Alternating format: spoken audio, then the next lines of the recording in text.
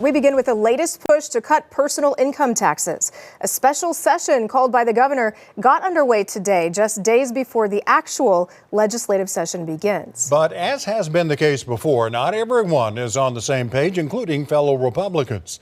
News 4's Capitol Bureau Chief Kaylee Olivas is live with details. Kaylee.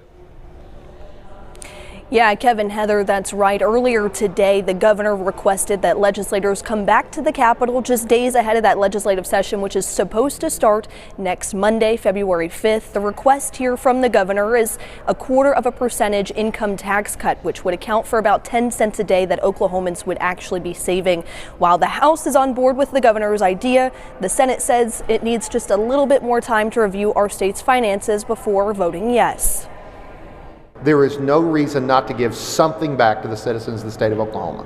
Yet another battle over tax cuts here at the Capitol. Just days before the regular legislative session, the governor has called lawmakers back, costing taxpayers no more than $35,000 a day. Respectfully, I don't believe we should be in a special session. There is nothing extraordinary about doing the same thing for a third time, which is what we're in right now. While previous years of passing tax cuts in the House speaks volumes of what's to come this week, the Senate continues to hit a wall. We have for a long time told them we want to know the real numbers before we go into anything.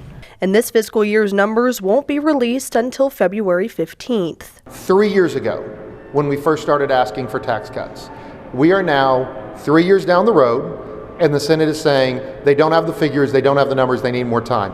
The citizens of the state of Oklahoma are out of time.